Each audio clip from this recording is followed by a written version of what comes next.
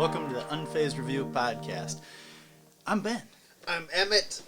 And today we are proud to celebrate our 100th video on the YouTube channel. That's right. Woo! A big day.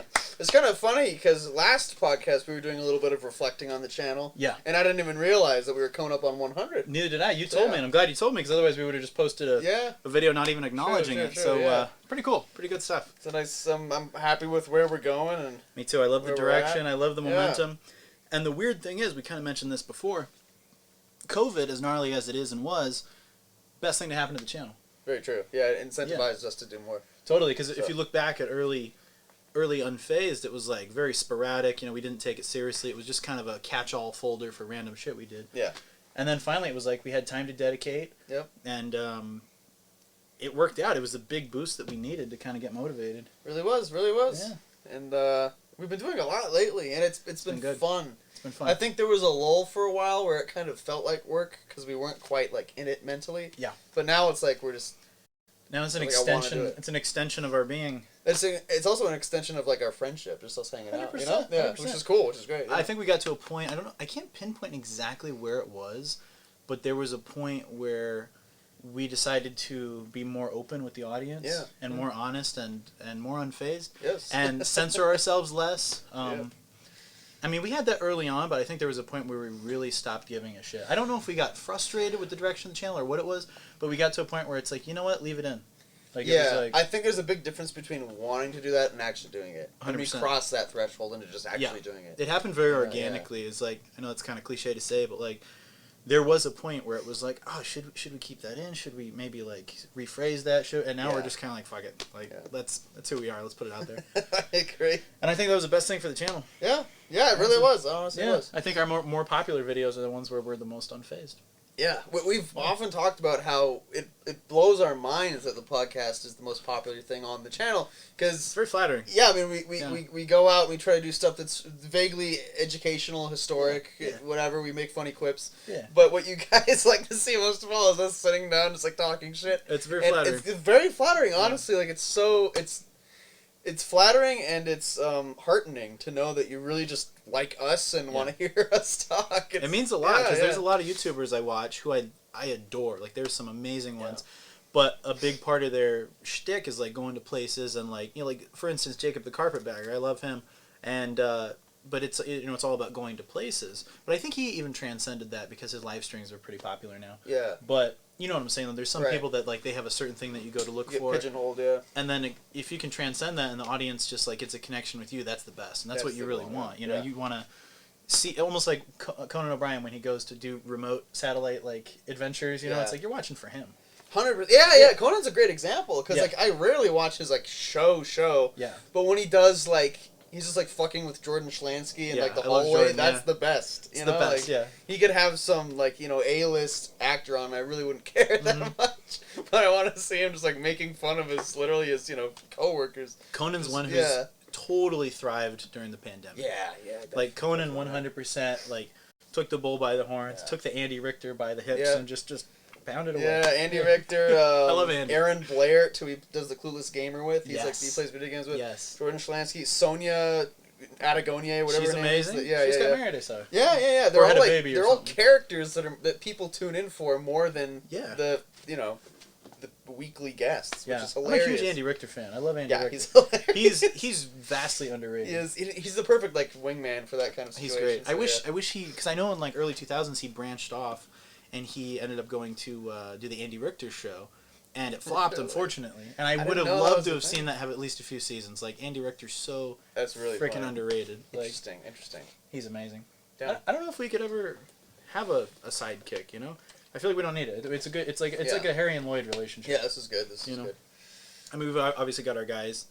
People pop in organically. Yeah, because they're like part of the big greater Justice League. You know?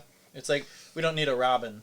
Right. It's like but we have like a Green Lantern and we have a Martian Manhunter. Yeah. And then we have, you know, James, Mr. Elastic. Yeah. Back when we were doing them at my place, Max LaFave would literally like come in to do his laundry and be like, "Oh, you guys are podcasting," and then like come sit down. That was the best. To, like talk a little bit. That's cool, that was great. Yeah. Yeah. He's so, like that's he's our Commissioner Gordon. Yeah. He is. Yeah, he turns on the unfazed light when he wants to hang out with us. Yeah. He breaks the glass windows. Where is he?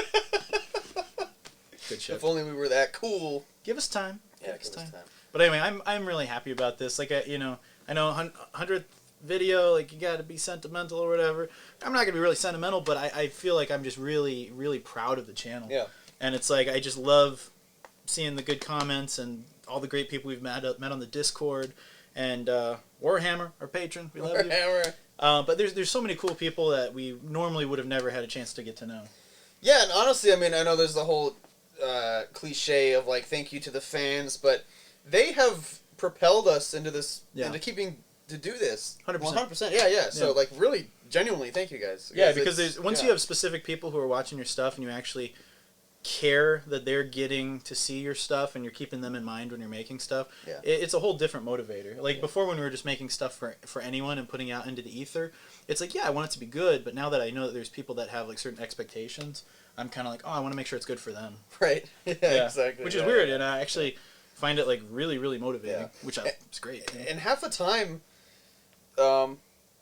the video is just a springboard for more discussion, and I enjoy having discussion in the comment section like just as much as having made the video. Yeah. So that's really, really cool. It's very incentivizing and again very flattering to have people actually like watching you and liking you. And it's completely different from like, I could say the same thing about like the Oblivion Let's Play or whatever, which is true to an extent, but at the same time, this is just like unfiltered us. Yeah. We're not doing anything but just talking. Stream of consciousness. So it's like, it's even more like of a strong personal connection. Yeah. And it's really cool to have it, and thank you to all you guys who have been with us. You guys are awesome. This. Yeah. Thank you so much. And do you remember the first podcast we did? Do you remember? I think it was at my apartment. Yeah. Yeah. Yeah. Yeah. And I remember we were in your room, and we sat on like either side of the bed, and had the laptop and the microphone in between us. Yes. And we're trying real hard not to move it. Yeah. You know. Yeah, I remember that. And it was. I think you wrote down topics on like paper. Yeah, I had written down topics on like a notepad. Yeah. And we did that, and we had no video. It was all just audio. Yeah. You know, it was like very Steamboat Willie status. Right. And that was the origin of the Unfazed podcast. Super fun. Yeah, the Unfazed review podcast. Because the reason I specify the Unfazed review is because originally we called it the Unfazed podcast, and there was some dude that came after us, and he tried making an Unfazed podcast, and it was like, I want to say a year and a half after we'd already started. Yeah. And I messaged him, and it was like, hey, dude, I'm like, we already have this name, like, we're, like, please, change your name slightly, because he only had one episode, or 2 episodes out, and it was like some hip-hop themed, I don't know what it was, but I haven't seen any more from him, but still, I wanted to specify. We got rid of him. We killed him, but he's dead now.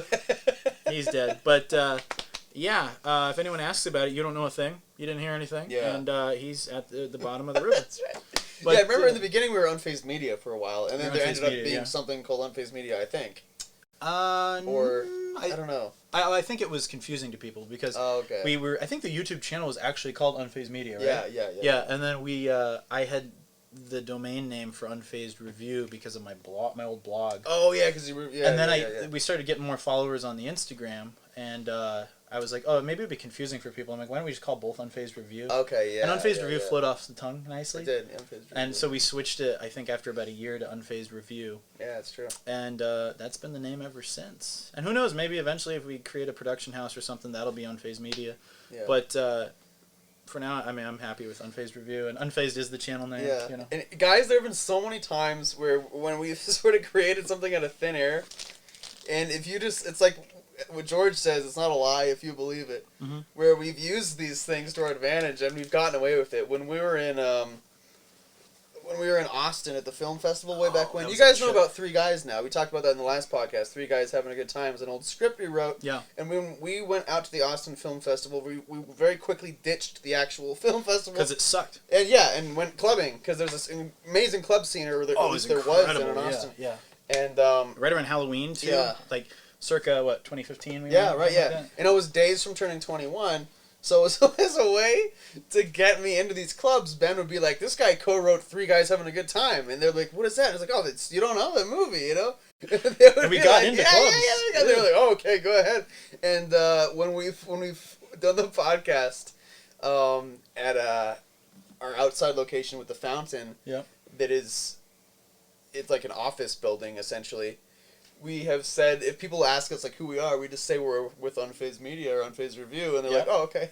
Yeah, no problems. It doesn't mean anything. No problems. It's like they believe it. You just own it. And then after a while, you're there long enough, and people are like, "Hey, how you doing?" It's so funny. Yeah, we've really just established ourselves. We're like, we're very crafty that way. And sometimes that's what you have to do. Yeah, guys. Sometimes it's like you gotta take those chances. The worst they can say is no. Yeah. You know? It's hilarious. No, I love it. Yeah, you make it happen. Oh man. And it goes back to the David Bowie thing where it's like working with less makes you stretch your creativity further. Yeah, right. You know, like sometimes limitations are a good thing. Very true. Very true. It's like it makes you act. Act in the moment and try to get a little more inventive. Yeah. Good shit. I love it. Good shit. So I guess we're gonna do the same thing we do with any podcast, where we go through the topics. I've sent a couple. You've sent a couple. Yeah, right? yeah, do it. Okay, so the first one I have is we've talked about this before, but I was in class, and we've been looking at mixed media art, which is when you have like sound and then there's a video that accompanies it, and it's usually just like a very avant-garde colors and effects and stuff, and then there's like sound effects that are paired with it. And one that we had to watch for class was called something color. I don't know. It was all like different colors and shit. Mm-hmm. And program note is like a blurb that is added to this artwork. Okay. Like if you go to a symphony or an opera, they give you like this big booklet that's the program note. It's all about the opera and the performers and stuff. So this guy had a program note that accompanied his video, and I'm just going to read it off. Okay. So it begins, the quote, "I'm colorblind, I don't see race," is an incredibly tone-deaf statement, uttered by someone to appear empathetic to people outside their race. The obvious problem with this statement is that it treats the color of someone's skin as something that needs to be ignored. As a reaction against the aforementioned statement, I wanted to celebrate what it means to see in color. Yeah, I think that was the name of it, see in color. After all, we express our personal and cultural identities through color in many ways. If you think about it, seeing in color is a remarkable thing. We are perceptive to a minuscule frequency band of light. Okay, now he's just nerding out on me. Yeah. No, he's trying to establish that he knows more than everyone. Yeah. A minuscule frequency band of light. Yeah. Which allows us to exist in a vibrant world. To see in color probes the anatomy, of the eye by tracing the path that light takes before the image information is... Okay, don't tell me what the science... Sounds like a weirdo. Yeah. The music was composed after I constructed the video, in which I attempted to create soundscape to enhance the imagery of the video for his... Okay, blah, blah, blah. Anyway, the initial thing is what really bugged me. He's talking about race. Yeah. Right. I mean... The specific quote that bugged me was... The obvious problem with this statement is that it treats the color of someone's skin as something that needs to be ignored, and that's so false. Yeah. Immediately, his premise is just fucked. Yeah. It's not something that... I've never thought it need... Like, I see a black person, I'm like, oh, let's just pretend like they're another white person. Like, what the fuck are you saying? Yeah. I literally just don't give a shit. Yeah. I genuinely do not care. They're trying to bring it back into the forefront of people's minds. Yeah. They're trying to create an issue out of nothing. Yeah, exactly. It's almost like they're trying to say, wait a minute, you're trying to be accepting and treat people equally? No. You're fucked up, dude. Yeah. It's the most idiotic way of approaching something that doesn't even need to be an issue. Exactly. And that shows me that, like, he can't ignore it. Like, he has to, like, I just make don't get a problem out of it. And we've said this a zillion times on previous podcasts, but, like, we grew up at a time, and I'm sure a lot of you guys did too, where it's like, it wasn't an issue unless someone made it an issue, right? Yeah, exactly. It's like race wasn't... It was like, you grew up and it was like, you know... I don't know, man. You had friends of all color, and you treated someone based on how they treated you. And it's like if someone was cool, you became their friend, and you didn't care what they looked like. And now it's like I feel so bad for kids now in school because they're pushing this racial tension on them and forcing people to treat each other differently. I can't even talk. And it's frustrating, dude. And it seems unnecessary, and I don't know why they're doing it. And it's a big step backwards for everybody. Yeah, it's like treat everyone different. Oh, people aren't equal, really. And I'm like, what the fuck? Yeah. Like, what happened to just treating people nicely and basing your opinions on them on how they conduct themselves? We are at a very scary point culturally where we're doing this 360 now. Yeah, it's weird. Where we're coming back to essentially segregation, but it's like segregation with sprinkles and lollipops. Like, it's a nice segregation, but it's still fucking segregation. It's bad. It's not good. Like, and everyone's being like this, guys. Everyone's being guilt tripped for things that they're not even necessarily doing. It's no good. It's not healthy, man, and it's just going to harbor resentment, and I think it's going to create more racists in the future, and I think you're going to have more division and more people playing on teams, sort of, because they're getting brainwashed in school, and it's and they're getting brainwashed by the media, and it's going to fuck everything up. It's going to fuck up all the progress from the 90s and the early 2000s on, equality and bringing everyone in together, and it's going to create new racists, I think. It really will. Yeah. And, guys, I know we're a broken record on this, but we had mentioned in a previous podcast, we only keep bringing this shit up because it keeps coming at us. Yeah. And this was a perfect example of that. I had to endure this because it was, something that was coming at me in class. Yeah, the whole Coca-Cola bullshit. Yeah. Where they're like, we need to learn about white privilege. I'm like, what the fuck? We need to what does that have to do with a bottle of Diet Coke, you fucking weirdo? Something that I talked about with you the other day that I want to mention again, which I think is just really fucking funny, is that, obviously the music industry, or not the music industry, but the music in academia, and I think academia in general for the most part, is majority liberal, left. Yeah. It's 100% in music. Very much so. Yeah. I would say 95%. Yeah. Maybe 90%. Yeah. But yeah. And I think unintentionally so, but I think the two good friends I made in college were the only two guys I could find that weren't super hard left. Yeah. It's just sort of a breath of fresh air. Yeah. But what I've been noticing, which is really I feel like you guys are gonna get mad at me, but it's a truth, and I have to say it, is that the music is dominated in academia by the left, but the very small percent of people who are the best at their instrument or the best at what they do, I've come to find are pretty hard right. Which is really funny. It's interesting. The best, easily by far the best pianist at the college I was at in 2016, I found out later was a huge Trump supporter and was very religious. Piano player, you said? Yeah, he was just a fucking incredible pianist. So really nice guy. Huh. And you never would have known, but I found out, I think because I added him on Facebook and I started to see all this Drain the Swamp shit, and I was like, oh damn, it was cool. And cool.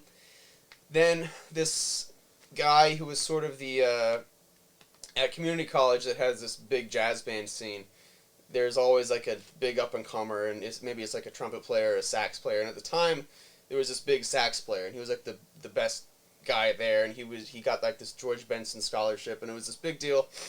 And is George Benson still around? Yeah. He lives actually in the neighborhood right here. Yeah. He personally gives the scholarship at the festival. It's really cool. Yeah, he's a super nice guy. He's like, you want to earn it? Yeah. On your knees. Yeah. On your knees. Yeah. And this was right around the time that Ben Shapiro was blowing up.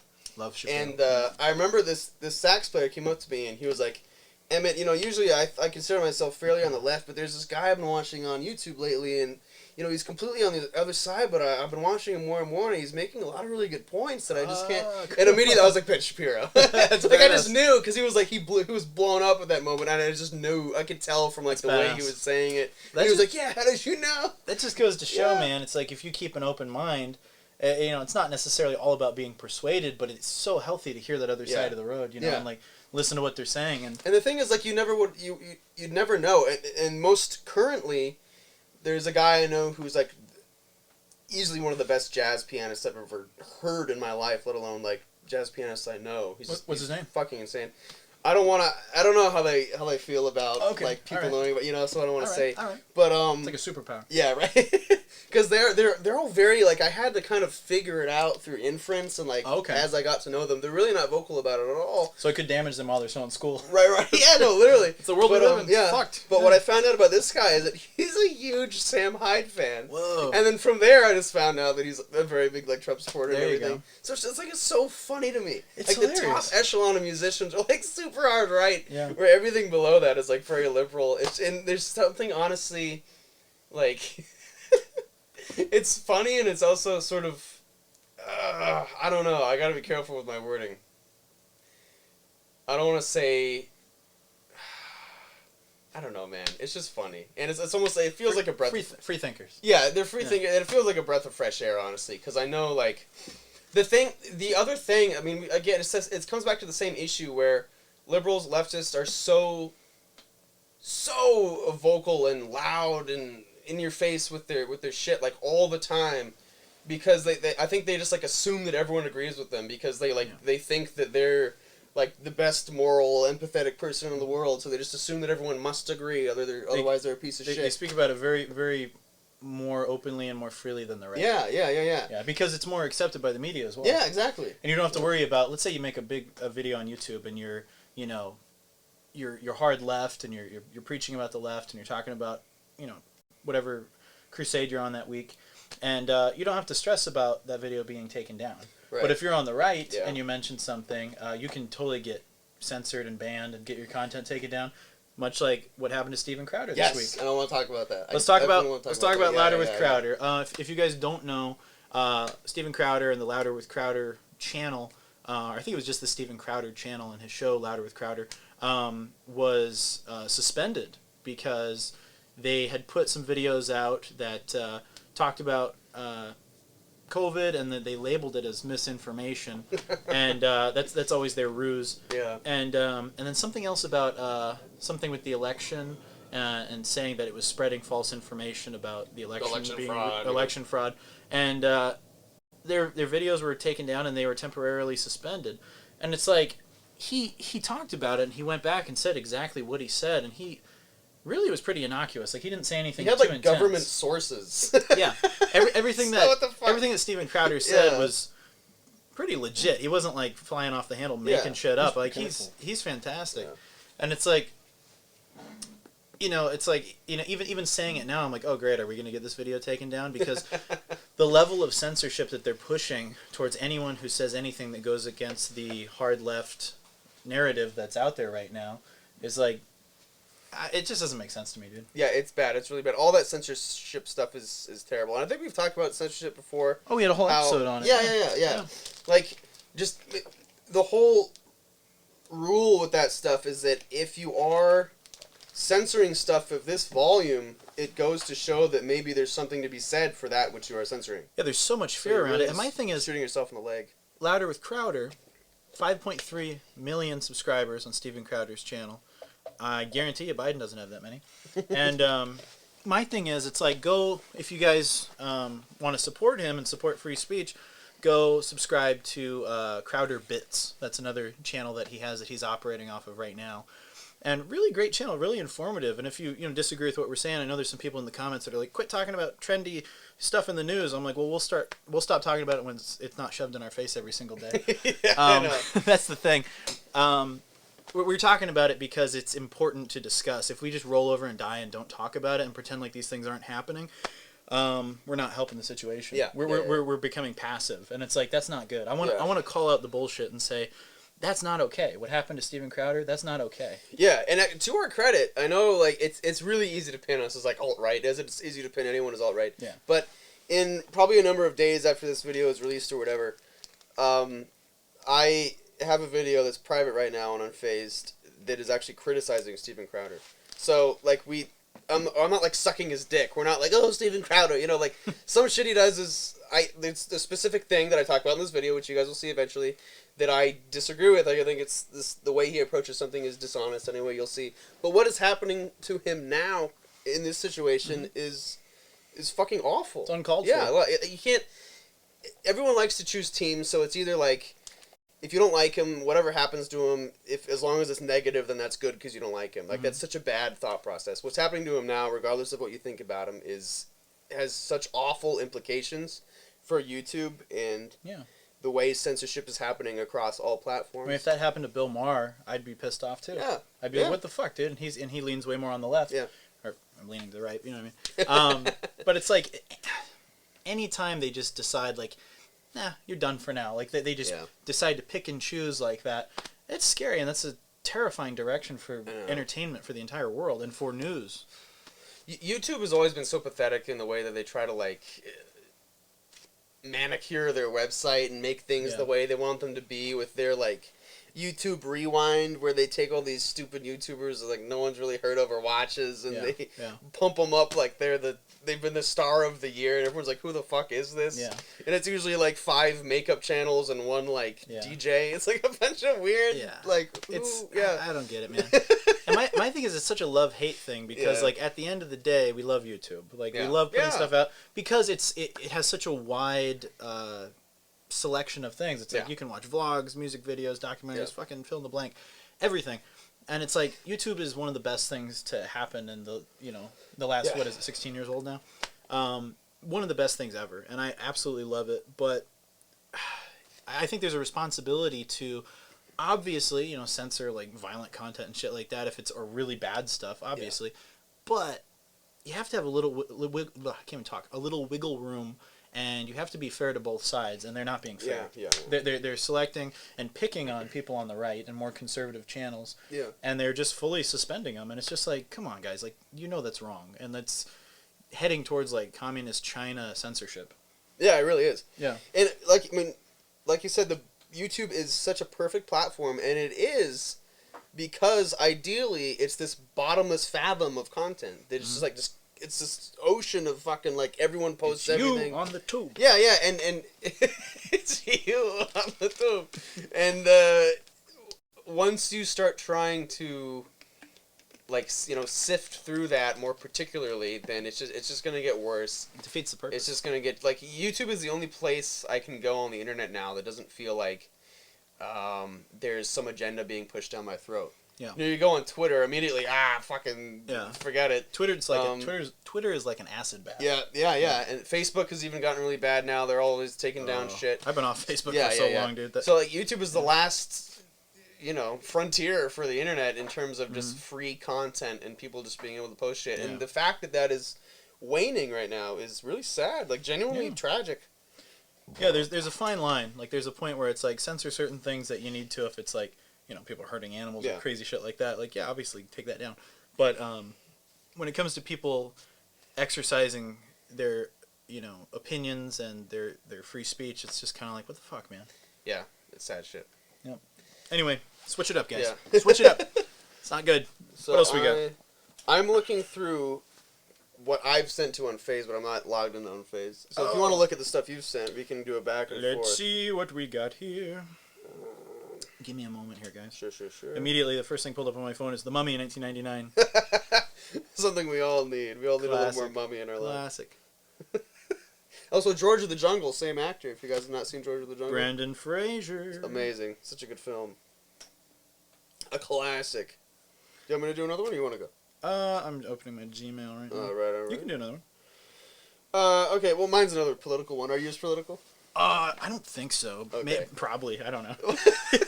It would be nice to alternate, or maybe not. Okay, let me look. Let me see. Let's see.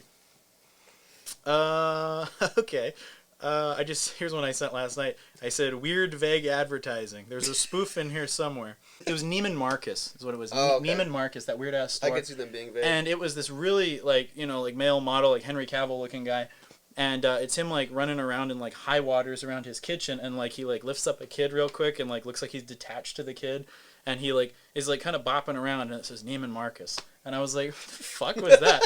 It's just him, like, bopping around a kitchen looking like an idiot. And it was, like, really vague. Like, I was like, either this is going to be, like, coffee commercial or, like, a flooring commercial. I didn't even think it was about his clothes. And it was just weird. It didn't make sense. Then he, like, lifts up this kid for no reason. And I'm like, what's going on? Like, what is this? Vague advertising is so common right now. He was wearing attire for the quintessential family man. Yeah, but he just looked like a weird, like, stand-in. I don't know. That sounds awful. I don't know what advertising is doing anymore. I don't think it knows what it's doing either. It's always been bad, but these days it's... And then that poor... what was the... It wasn't Uber Eats, but it was like the alternative... that had that animated, almost like a shitty Pixar commercial, and like everyone shat on it and started memeing it. It is really bad. It looks terrible. All right, here's another one I sent to myself. It's these shades that you put on when you're sleeping. Modus, I guess is what it's called. And Max probably knows about these. You know? Shades and your eyes are closed. Yeah. But they're almost like a sleep mask that you put on. Like when you're on an airplane. And it's like one of those, but it's supposed to help you control your dreams and invoke lucid dreaming. Does it do like lights and stuff? And Yeah. yeah. So it's basically like, you know, once you get into like a certain cycle, like the REM cycle or whatever, it's supposed to give you these patterns that are supposed to wake up your brain and encourage the ability to be awake in your dreams and to lucid dream. They're dream glasses. Yeah, they're dream glasses. And I'm like, is this a scam? They're like $50, like $54. LED night lights. I don't know. Is it going to give people like seizures? What's going on? That'll keep me awake. Yeah. That kind of thing has been around for a while because I've heard of that. Where that exact thing, and you can like see the flashing light in your dream, and then you're like, oh, I know I'm in a dream now. But honestly, I mean, there's so much shit. I think that would wake me up. Yeah, it would either wake you up, or there's so much external shit we already incorporate into our dreams without knowing that it's external shit. Yeah. Like alarms or noises, or like if you're having trouble breathing, you're like drowning and shit. Yeah. So I feel like if you just see big red lights, maybe it's like a car coming at you and you get hit by the fucking. I feel like the UFO's back. How do you know it's actually gonna wake you up? Exactly. Yeah. It doesn't kind of look like a UFO the way it like goes across the Phoenix lights. So I think maybe it's bullshit. I think Seems a little bullshitty. We've talked about dreaming and stuff way back when, and you can just look up online for free. It's mentally difficult to do. There's like steps you have to take, and I forget exactly what you have to do, but it's all just your brain. Yeah. And I remember I got it to work after like a week and a half of trying. I got it to work for like 2 seconds, and then I was so excited that it worked that I woke up.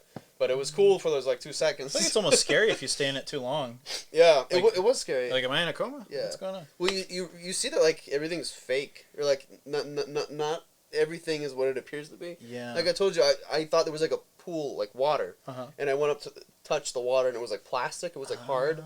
It's weird. It's fucking weird. And is that the moment that you realize, oh, this isn't real? Yeah, that's the moment that I was like, oh my god, I'm in a dream, and I Cool. I like there were like bubbles in it, but the bubbles were like still, almost Very like there was like air pockets in the Yeah. plastic, and then I woke up.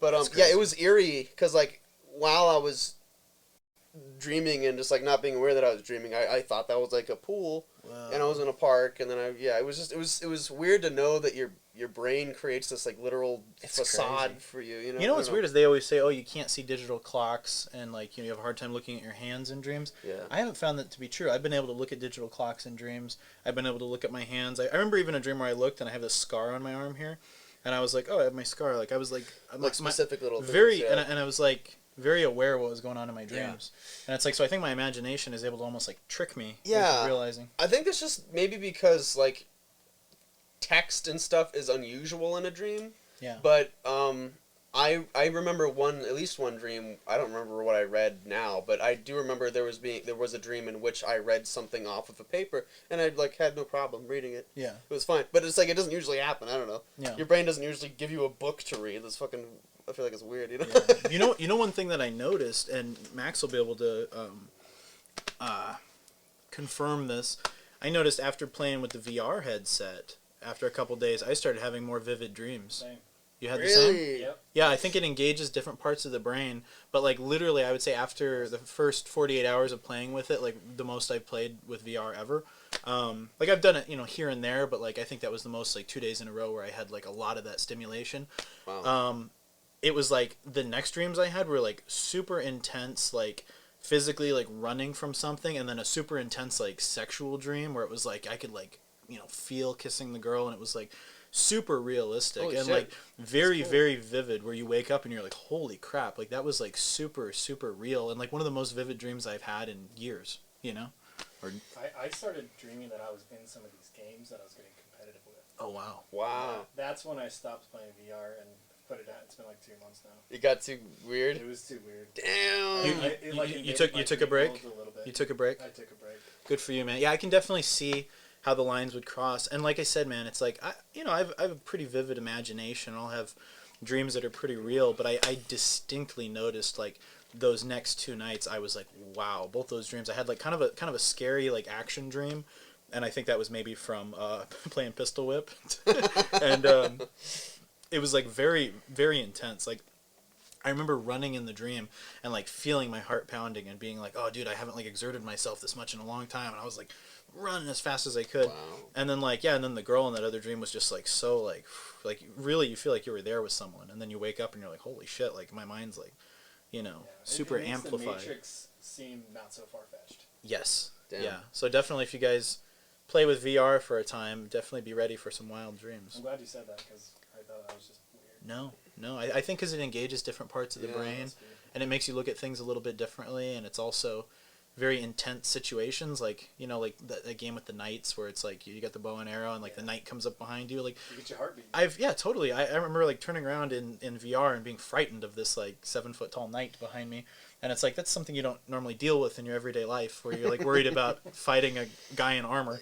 It makes sense because dreams are essentially virtual reality. They are. You know, and they operate in a similar way. Yeah. Where you're there, but you're obviously in this like alternate plane of existence that you Yeah. don't completely have control over, and it's like movements and everything is to be a little more deliberate. It's hard Yeah. to like. Yeah, I could totally see that. It's very interesting. Yeah, so I think it definitely there's got to be a study on that. I'm sure there's a Weird. study on that. Yeah. Still pretty new. Yeah, give it Yeah, time. right. Someone's gonna write their doctoral thesis on the VR. Yeah, VR, the dream. The fun and the consequences. Yeah. You have nice dreams. Oh man. Okay, so the next thing I wanted to talk about was the Boulder shooting. Oh yeah. Well, not about the shooting itself. It was a bummer. But, It was a bummer. It was a bummer. Super King, what's the store called? Super I don't know. Big Super, something like that. King Big- Super. King Super. I actually went into King Super once. Oh really? Yeah, when we were in Colorado last year, went and got some snacks there.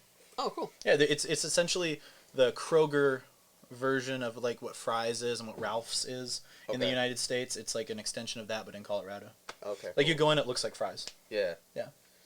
So yeah, I was listening to NPR, my one source for news, and Artie Shapiro, one of their big guys on there. Any relation to Ben? I hope not. Okay. He said, and I quote, "We need to put aside politics to move gun violence legislation forward." Oh. And that made me really sad. They always pull this stuff when this stuff happens. Yeah. And the irony of that statement is that it's entirely political. Yeah. And he's using that to move a political This agenda. is one I could get pretty deep on, and, Yeah. and I think we'll need to explain to some of our friends out of country because... Well, go ahead. Go ahead. Well, no, yeah, I mean, my thing is,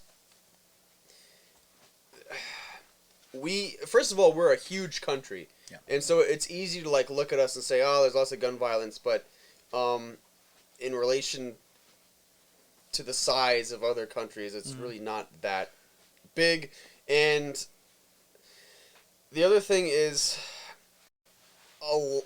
most of I think statistically, the shootings that happen, these people shouldn't have had the guns anyway. Yeah. Like, there's a lot of gang shootings where obviously these people should not have firearms. They're not going in and Yeah, taking a mental aptitude Yeah, test, yeah. and like they're buying the shit on the street. Right, yeah. Like, people who want to kill other human beings are going to figure out a way to do it. You want to hear something wild? Yeah. In the last 2 years, more people were killed in the United States from stabbings than from shootings. Yeah, exactly, yeah. So it's like, what do That's we do? exactly Do my we, point, do we yeah. take away the knives too? Yeah. Like- I always come back to this Cormac McCarthy quote. I forget the exact quote. I think I've actually recited it on a previous podcast. But the first sentence is all you need. He says there will always be bloodshed.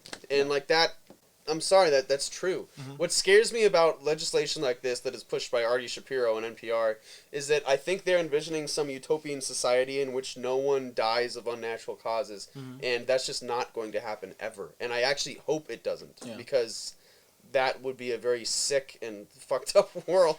It's really beautiful yeah. to be an idealist and to want no violence Yeah, like that. yeah. And a lot of people on the left really do believe that. I know some really amazing people who I consider really good friends who are on the left, and they really are idealists, and they like kind of have their head in the clouds. You know, not to be mean, but like they have this like white picket fence vision of how things should be, and they're working towards that and trying to fight the good fight.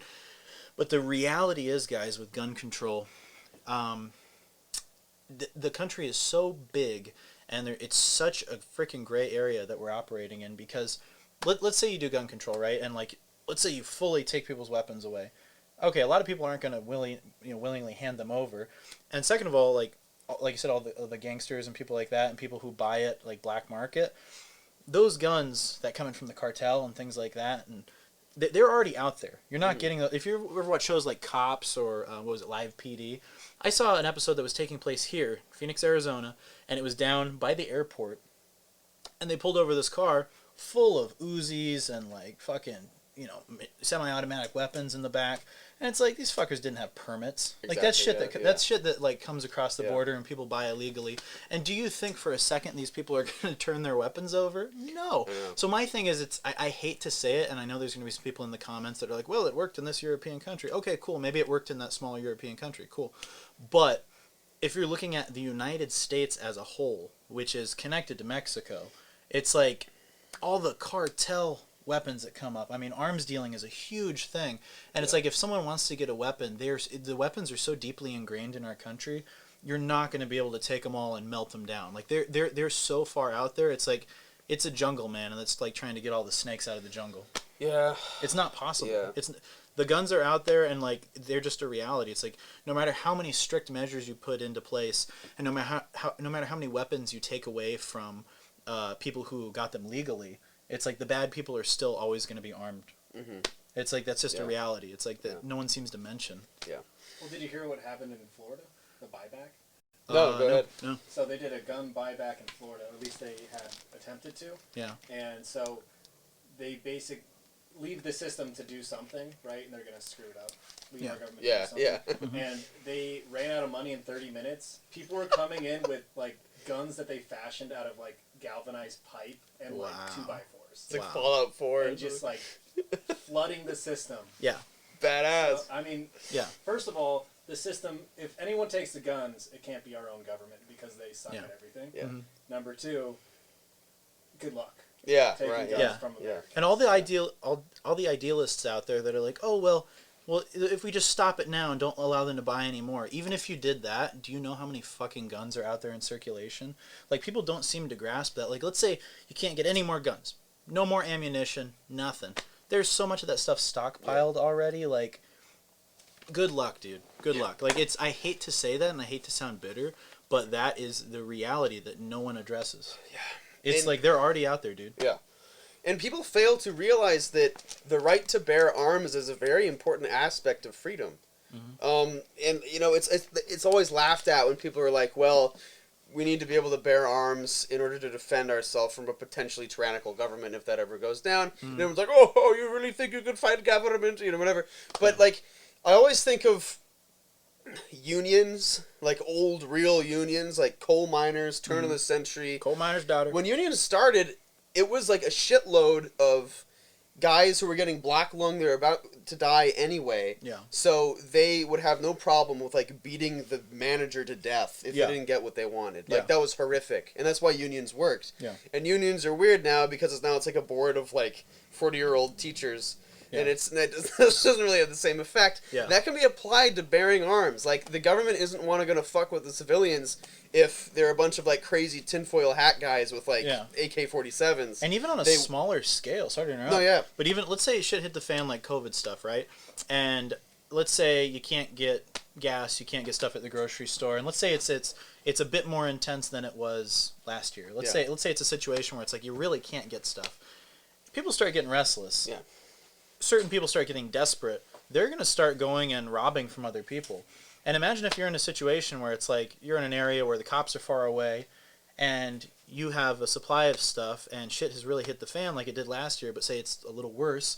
And then these guys start coming around and they start trying to steal your shit. Yeah. And, let's say you're older and you're not physically fit. How are you going to defend yourself? Yeah, exactly, yeah. Huh. And I actually have What do you think? I have a personal situation where our neighbors farther down the block that are right next to us, they're super like they're just shitty people. The dude who lives there has had so many priors. He's constantly like doing drugs. Richard Pryor. I know he has a handgun. He should not. And he's like threatened people that live at our house before. Really? Yeah, he's just a fucked up loser piece of shit. Yeah. And it gives me peace of mind knowing that I have a shotgun in case I don't know, like it's just good to know. Yeah. That if ever he goes crazy, if ever he gets angry, I can just pull out a shotgun and hopefully, like they always say, the sound of a shotgun is like the most, Excuse me. the most deterring sound in the world. You can just Yeah. hopefully that'll solve the situation. Bone But chilling. I'd be a little more uneasy knowing there's like this criminal with a handgun that like just is a fucking piece of shit that sleeps Yeah. right next to us. Yeah. If I didn't have a firearm, but that I do. Yeah. I'm like, it doesn't. I sleep soundly. It doesn't really bug me. Yeah, it's one of those where it's just kind of like if shit hit the fan, and you couldn't, rely on the police that have been defunded.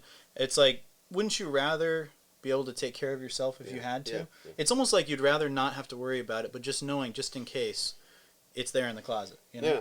It's like it's peace of mind, and I think if you take that away from people, people are like, oh, you could just use a baseball bat. Well, a baseball bat might not work well if all the guys outside have weapons. Right. It's like, so, final thoughts. What happened was obviously horrible. Oh, it's terrible. I can't imagine the terror and the tragedy in that sort of situation. It was awful. And it was awful. yeah, I mean, it's violence like that is just it's senseless. The core of that issue is someone with a fucked up mind. Yeah. You don't just do that because you can. And my thing is like remember back a while in the UK where they have much stricter gun laws. Yeah. There were people running people down with trucks.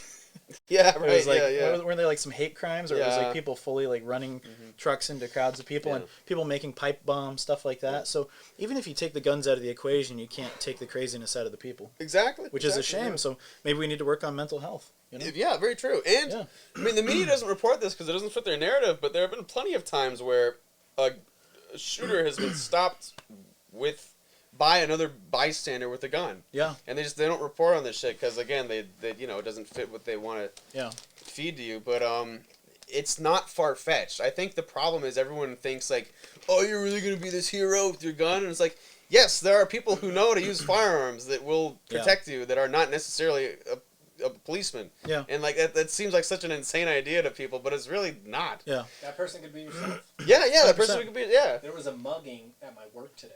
Yeah. One of our employees was held at knife point by two men. Knives. Once again, knives.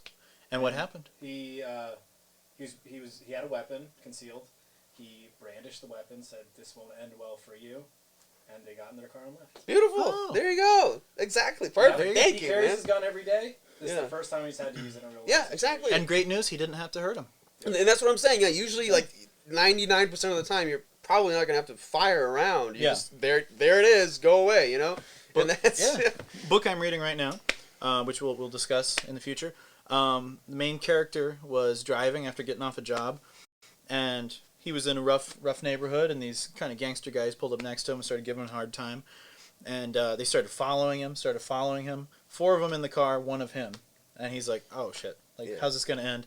And finally, he reaches under his seat, gets his pistol, holds it up at him. The guys freak out and drive away. Yeah. And it's like, had he not had that, wouldn't have ended very well for him. Yeah, exactly. Yeah. There's that funny video, it's like 2 seconds long of...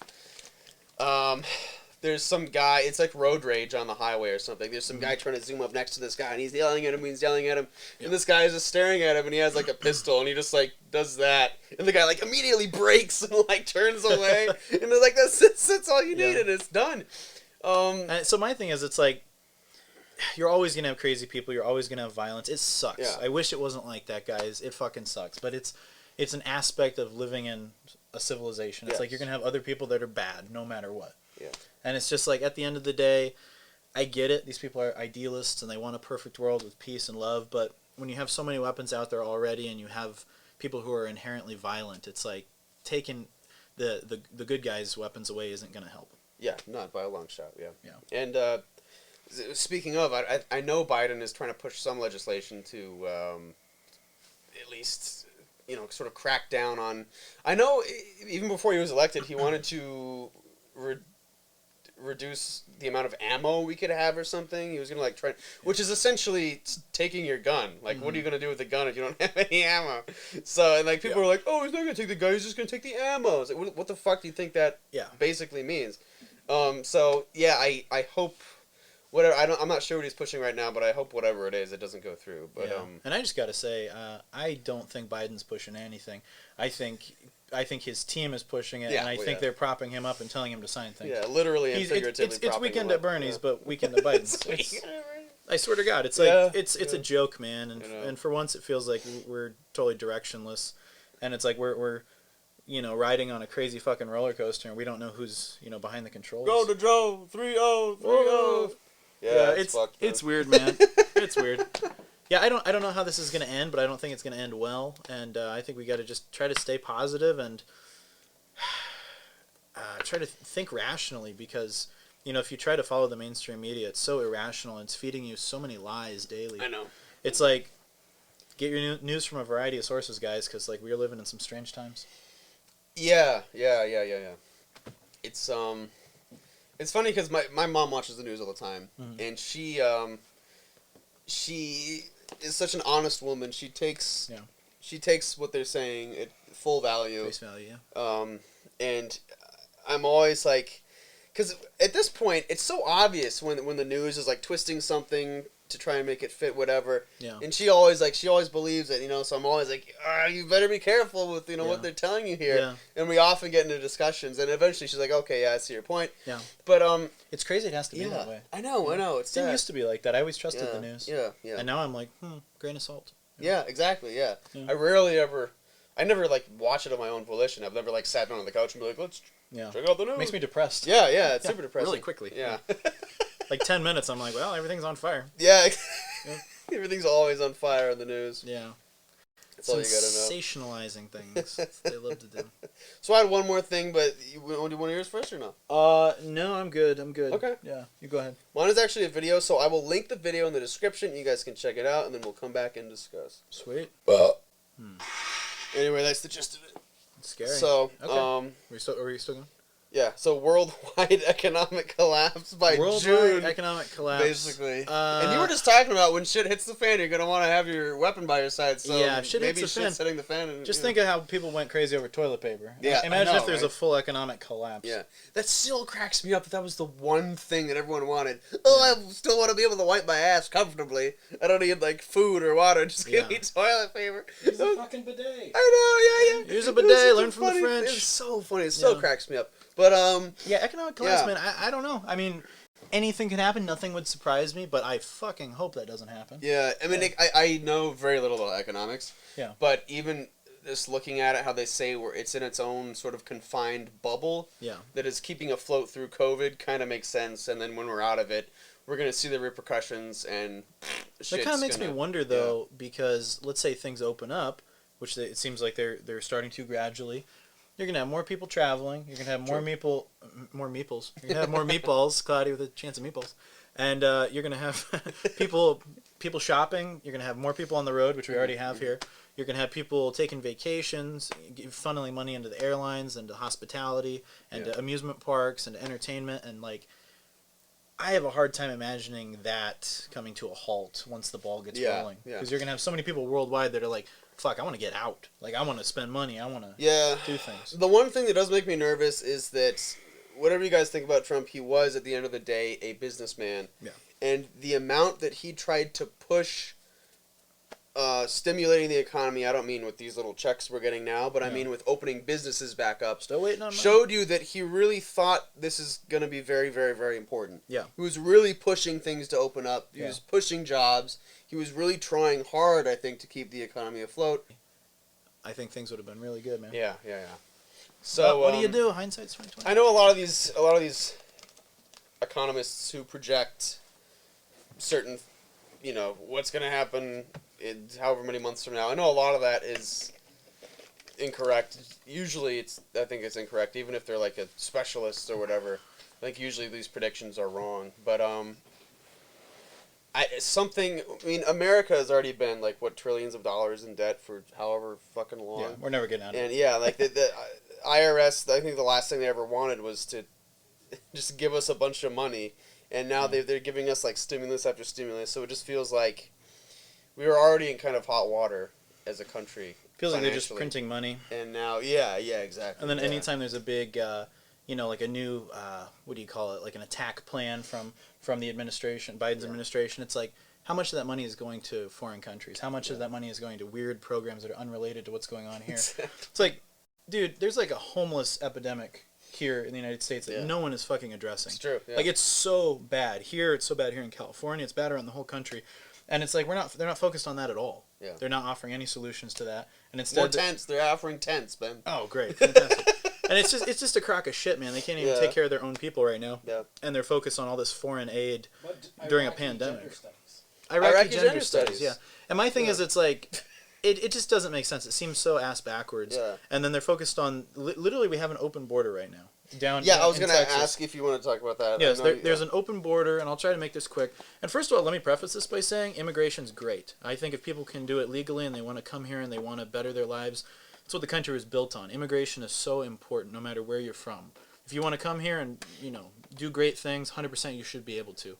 But that being said, having an open border in Texas right there, we're not just talking about Mexican people coming up. We're talking about opening your door to the entire world. Yeah.